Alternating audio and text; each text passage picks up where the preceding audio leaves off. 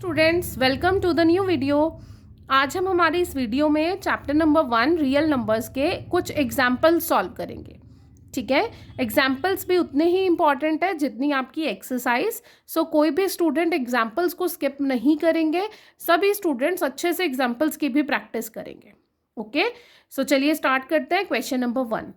Question number 1 says use Euclid's algorithm to find the HCF of 4052 and 12576. Two numbers की HCF find out करना है by the method Euclid's algorithm. EDL method से हमें इन दोनों numbers का HCF find out करना है। ये HCF हमने पहले ही हमारी एक्सरसाइज में बहुत टाइम सॉल्व करना सीख लिया है, अब हमें सिर्फ उसे इम्प्लीमेंट करना है। राइट, सो जिन भी स्टूडेंट्स ने एक्सरसाइज नहीं की है पहले वो एक्सरसाइज कर ले, इंट्रोडक्शन पार्ट अच्छे से क्लियर कर ले, तब ये वाले एग्जाम्पल सॉल्व करें।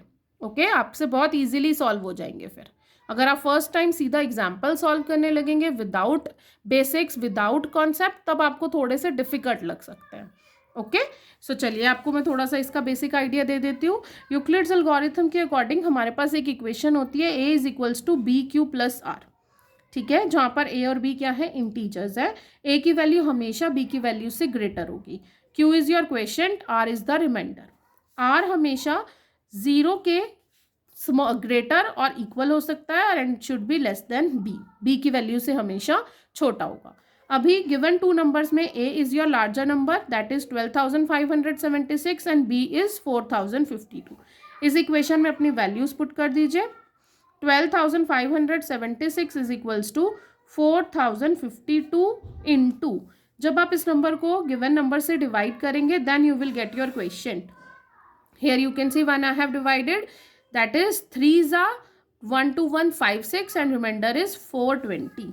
So quotient is 3 and plus remainder is 420. So here we write R is not equals to 0. जब तक आपको R की वैल्यू 0 नहीं मिल जाती आप वापस ये स्टेप्स को रिपीट करते जाएंगे। ठीक है, this is a lengthy question क्योंकि इसमें हमें काफ़ी लेट R मिलेगा। ओके, अदरवाइज ये क्वेश्चन बहुत ईजी है। अब फिर से आपको इन दोनों वैल्यूज पर ईडीएल अप्लाई करना है। Always remember greater value will be A and smaller value will be B। So A is 4052 is equals to 420 into, again question कब मिलेगा, जब आप 420 से 4052 को डिवाइड करेंगे। देख लीजिए, when you will divide 9 is your question and plus 272 is the reminder. Again we find R is not equals to 0। फिर से ईडीएल अप्लाई करेंगे, किस किस पर, 420 और 272 पर। फिर से जब आप 420 और 272 से डिवाइड करेंगे then 1 is your question and 148 is the reminder. Again R is not equals to 0, वापस ईडीएल अप्लाई कर दीजिए। 272 is equals to 148 into, again divide करेंगे देन ऑलवेज ऑब्वियसली 1 टाइम जाएगा, ये 1 plus 124 is the reminder. So again R is not equals to 0, वापस EDL apply कर दीजिए 148 और 124 पे। 124 into, that will be 1 when you will divide and reminder is 24। वापस EDL apply कर दीजिए किस किस पर, 124 पर और 24 पर। Right, so 24 5 120 plus 4। Again R is not equals to 0, फिर से अप्लाई कर दीजिए 24 और 4 में। Now 4 5 20 and reminder is 0। अब हमें R इज इक्वल्स टू 0 मिला इस स्टेप पर, तो हमारा आंसर क्या हो गया, दिस B की वैल्यू ही हमारा HCF होता है। So the HCF of given two numbers is 4052 and 12576 is 4. That is your answer. Here you can see I have written in fair also. Right everybody? ऐसे ही आपको सारे ही क्वेश्चन सॉल्व करने हैं जिसमें भी HCF फाइंड आउट करना है by Euclid's algorithm. This question is lengthy because इसमें हमें R की वैल्यू काफ़ी लेट मिली है, बट मैक्सिमम क्वेश्चंस में आपको सेकंड और थर्ड स्टेप में ही R की वैल्यू मिल जाती है। सो इतना घबराने की ज़रूरत नहीं है कि अब ये कहीं हमारा गलत तो नहीं हो रहा, क्वेश्चन कुछ गलत नहीं हो रहा। अगर आप इजीली सही से कैलकुलेशन करते जाएंगे तो आपका आंसर डेफिनेटली ठीक ही होगा। ओके, चलिए स्टूडेंट्स, देखते हैं अब हमारा एग्जाम्पल नंबर 2।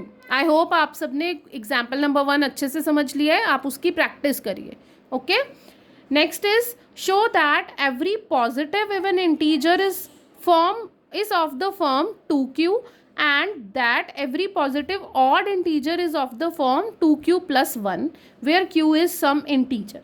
अब हमें प्रूव करना है कि कोई भी अगर इवन पॉजिटिव इंटीजर होगा वो 2q की फॉर्म में होगा और कोई भी अगर इवन ऑड पॉजिटिव इंटीजर होगा वो 2q प्लस 1 की फॉर्म में होगा। हमेशा ध्यान रखिए, जब भी ऐसी कोई फॉर्म्स आपको मिले आपको सिंपली ईडीएल से इसको प्रूफ कर देना है। ठीक है, सबसे पहले हम क्या करेंगे, इन क्वेश्चंस में एज्यूम कर लेंगे let any positive integer is ए। ठीक है, अब अगर कोई भी एक पॉजिटिव इंटीजर है ए, तो हम क्या कर रहे हैं, ईडीएल अप्लाई कर रहे हैं। EDL is a is equals to b q plus r. Okay everybody, अब क्वेश्चन में कौन कौन सी टर्म्स गिवन है, 2q एंड 2q प्लस 1।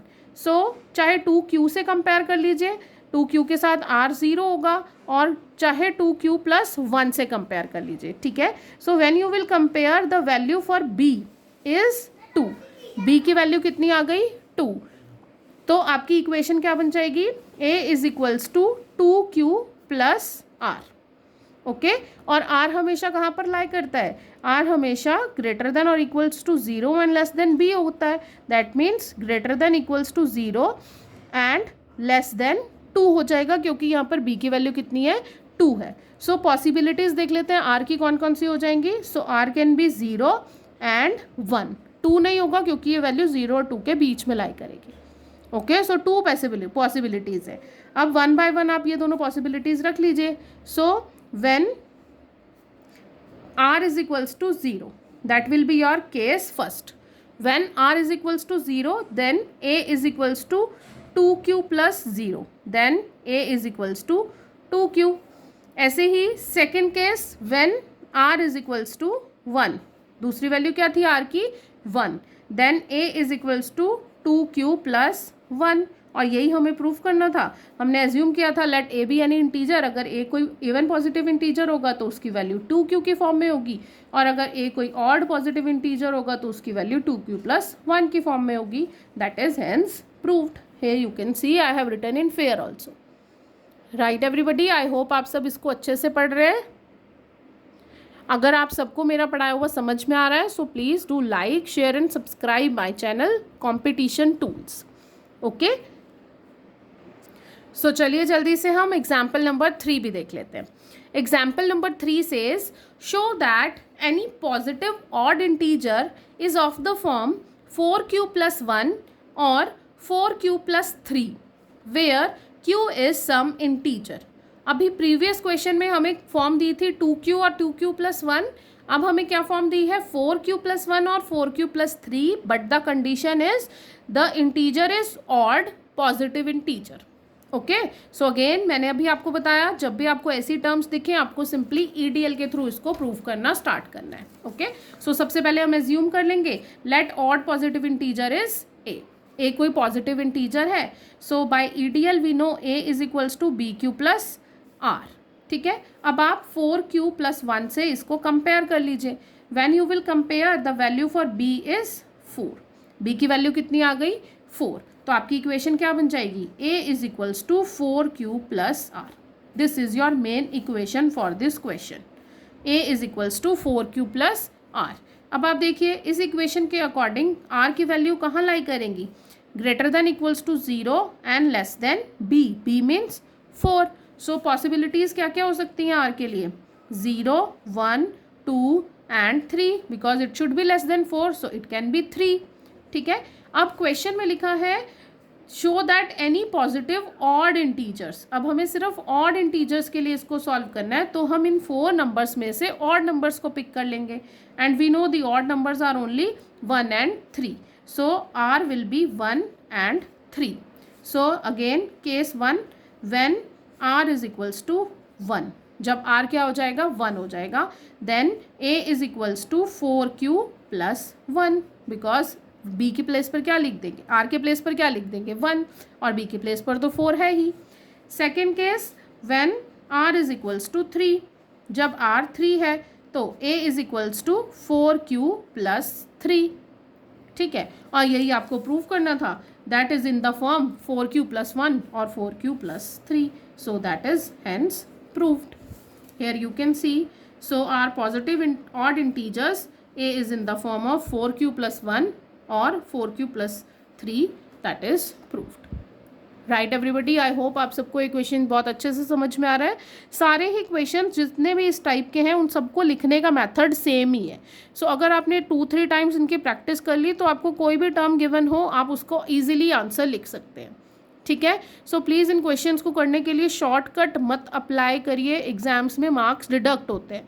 ठीक है, आपको मैं बिल्कुल ऑथेंटिक अच्छे से लिखा हुआ प्रूफ के साथ दे रही हूँ. आप इसी से ही अपने नोट्स प्रिपेयर करें और इसी से ही अपनी पढ़ाई स्टार्ट करें. ओके, और ज़्यादा से ज़्यादा स्टूडेंट्स को अवेयर करिए हमारे चैनल के बारे में और प्लीज़ उनको जोड़ने की कोशिश करिए. अगर आपको अच्छी लगती है वीडियोज़ तो आप इनको शेयर भी कर सकते हैं. ओके, सो मिलते हैं जल्दी बाकी के बचे हुए एग्जाम्पल्स के साथ. Till then, bye everyone. Thanks for watching.